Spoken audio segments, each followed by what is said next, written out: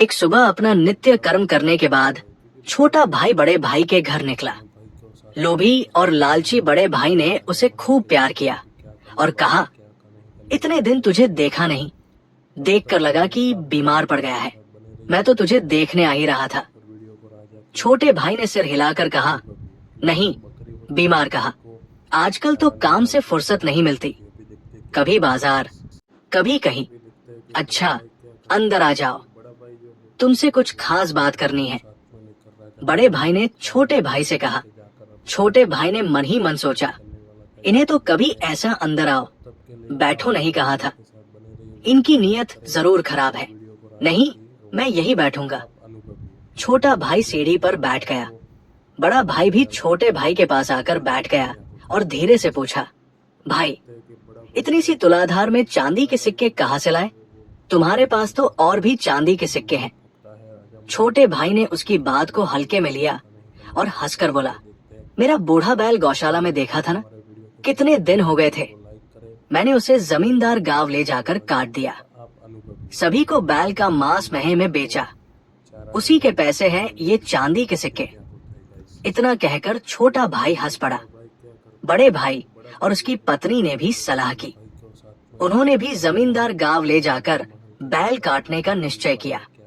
वो अपनी गौशाला का सबसे बड़ा, अच्छा और मजबूत बैल लेकर जमींदार गांव गया। गांव के एक किनारे पर ले जाकर उसने बैल को काटा और मांस के टुकड़े किए। एक आदमी भी मांस खरीदने नहीं आया। उसने मांस के टुकड़े एक बोरे में बांधे और जमींदारों के घर घर बांटने लगा। छोटे भाई के बड़े भाई ने बैल काटकर घर घर मांस बांटने की बात फैल गई। जमींदार भी कहते ही पकड़ लिया। बिना मेहनत ही मिल गया की तरह उसे पकड़ लिया और बांध लिया। किसी ने एक दो थप्पड़ भी मारे। तभी एक जमींदार बोला, बैल काटकर बेचने वाले इस बदमाश को अब कचहरी ले जाना चाहिए। छोटे भाई के बड़े भाई ने जमींदार समाज के सामने हाथ जोड़कर माफी मांगी। वो बहुत पश्चाताप और विलाप करते हुए रोया। समाज ने उसे माफ कर दिया, लेकिन उसे दंड के रूप में बड़ी रकम चुकानी पड़ी। दंड चुकाने के लिए उसने अपनी जमीन बेच दी, अनाज उगाने वाली जमीन भी बेच दी और समाज को दंड चुकाया। उसके बाद उसकी स्थिति बिगड़ गई। उसने सोचा कि उसे इस स्थिति में लाने वाला छोटे भाई ने चाल चली है। वो छोटे भाई से पहले से भी ज्यादा गुस्सा हो गया और बदला लेने का विचार किया। एक दिन उसने अपने घर में छोटे भाई को पकड़ा। वे पति पत्नी मिलकर छोटे भाई को बोरे में कसकर बांध दिया। बोरे में डालने के बाद उसने दांत पीसते हुए कहा, अब तुझे जंगल पार की बड़ी नदी के बीच में ले जाकर डुबो दूंगा। बोरे में एक बड़ा पत्थर भी बांधा है। तुझे डुबो दूंगा और तेरी सारी संपत्ति अपनी बना लूंगा। बोरे के अंदर छोटे भाई ने उसकी बातों का कोई जवाब नहीं दिया और चुपचाप बैठा रहा।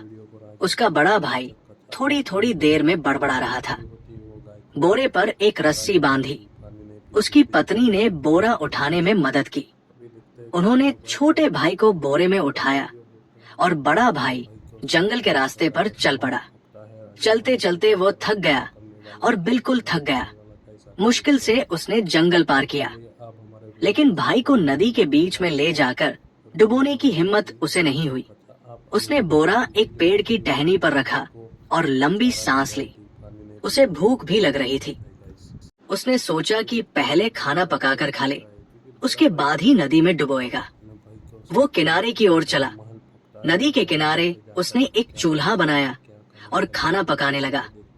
बोरे के अंदर से छोटे भाई ने सड़क पर घोड़े की टापों की आवाज सुनी। बोरे के एक छोटे छेद से उसने सोचा कि ये कौन है। लालची जमींदार घोड़े पर उसी रास्ते से आ रहा था। उसने जमींदार को फंसाने का उपाय तुरंत रच लिया। उसने अपने चांदी के सिक्के निकाले, तुलाधार में रखे और छेद से बजाए और गुनगुनाने लगा, पैसे बन रहे हैं, पैसे बन रहे हैं। जंगल के किनारे, नदी के किनारे, गड्ढे के अंदर पैसे बन रहे हैं। पैसे बजने की आवाज के साथ साथ ये सुनकर कि पैसे बन रहे हैं, जमींदार लालच में पास पहुंचा और घोड़े को एक पेड़ की टहनी से बांधकर घोड़े से उतर गया। बोरे के पास पहुंचकर जमींदार ने कहा, तुम कौन हो और क्या कर रहे हो? पैसे बजने की आवाज भी सुनाई दे रही है। बोरे के अंदर से आवाज आई, मैं भी एक मुसाफिर हूँ। ये चांदी के सिक्के देने वाला बोरा है। मैं भी अभी इसमें घुसकर सिक्के बना रहा हूँ। बात सुनकर जमींदार बहुत लालची हो गया और बोला, मुसाफिर, तुम्हारी बारी हो गई ना? क्या मुझे भी थोड़ी देर के लिए बनाने का मौका मिलेगा? मेरी बारी नहीं हुई। बोरे से फिर आवाज आई, अगर थोड़ी देर के लिए है तो मैं दे सकता हूँ। जमींदार ने बोरा खोला और लड़के को बाहर निकाला। उसकी तुलाधार में चमकते हुए चांदी के सिक्के देखकर जमींदार ने खटखटाकर कुछ निगल लिया। जमींदार जल्दी से बोरे में घुस गया। छोटे भाई ने बोरे का मुंह कसकर बांध दिया। लो जमींदार बाबा, ध्यान से चांदी के सिक्के बनाना। अगर कोई बुलाए तो बोलना मत, नहीं तो सिक्के नहीं बनेंगे। इतना कहकर वो जमींदार के घोड़े पर चढ़कर घर चला गया। बड़े भाई ने खाना पकाया और खाया। उसने आराम किया। अब उसे बोरा उठाकर नदी के बीच में ले जाकर डुबोने की हिम्मत हुई। वो छोटे भाई का बोरा रखने वाली जगह पर आया। आदमी के आने का पता चलते ही बोरे के अंदर से जमींदार बोला, ए लड़के, पैसे कहाँ बन रहे हैं? अभी तो पैसे बन रहे हैं। अब थोड़ी देर में तुलाधार भर चांदी के सिक्के बनेंगे। गुस्से में उसने वो बोरा उठाया और नदी की ओर चला। नदी के बीच में पहुंचकर उसने बोरे को पानी में डुबो दिया। जमींदार कुछ बोल पाता, वो डूब गया और खत्म हो गया। उसके बाद वो जल्दी से घर चला गया। जब वो घर पहुंचा तो वो दंग रह गया। एक बड़ा ताकतवर घोड़ा आंगन में बंधा था और भाई, छोटा भाई आनंद से दूध पी रहा था। नहीं छोटे भाई, मैंने तो तुझे नदी में डुबो दिया था, तू यहाँ कैसे है? उसके बड़े भाई ने आंखें मलते हुए कहा जैसे वो सपना देख रहा हो, लेकिन वो हकीकत थी। क्या आप पूछ रहे हैं कि पैसे बने या नहीं? आपको यकीन नहीं होगा, नदी में क्या डूबा था। मुझे तो एक बोरा सिक्कों के साथ ये घोड़ा उड़ाकर घर ले आया। आप क्यों हैरान हैं? छोटे भाई ने बड़े शान से कहा, आपने मुझे नदी में डुबोकर मेरा बहुत बड़ा एहसान किया। छोटे भाई की बात सुनने के बाद उसे भी बोरे में चांदी के सिक्के और एक बड़े घोड़े पर चढ़ने का लालच जाग गया। उसने भाई को एकांत में ले जाकर बहकाया, भाई, मुझे भी बोरे में डालकर उसी नदी में डुबो दो। मैं भी एक बोरा सिक्के और एक घोड़ा लेकर आऊंगा। भाई, अगर तुम मुझे नदी के बीच में ले जाकर डुबोगे तो मैं हाथी और उतना ही सोना लेकर आऊंगा जितना मैं उठा सकूं। लेकिन ये सब बात किसी को नहीं बतानी है। छोटे भाई ने बड़े भाई को बहुत लालच दिया। वो बोला, भाई, मैं किसी को नहीं बताऊंगा, लेकिन मुझे नदी के बीच में डुबो देना। हाथी पर आना है। वो मन ही मन महल, हाथी और नौकर चाकरों का सपना देखने लगा। अगले दिन सुबह बड़े भाई ने अपनी पत्नी से कहा, देखो, मैं शाम को ढेर सारे सिक्के लेकर हाथी पर चढ़कर आऊंगा, मेरा इंतजार करना। उसने इससे ज्यादा कुछ नहीं कहा। वो सीधा छोटे भाई के घर पहुंचा और बोला, भाई, बोरा तैयार कर, मैं उसमें घुसता हूँ, तू उठाकर चल। छोटे भाई ने कहा, इतनी दूर कहाँ उठा पाऊंगा, तुम बोरा लेकर चलो, मैं बोरा रखने वाली जगह पर बैठा रहूंगा, मैं कहीं और से आऊंगा। लालच और लोभ में वह और कुछ नहीं सोच पाया। वो बोरा उठाकर जल्दी जल्दी जंगल के रास्ते पर चल पड़ा।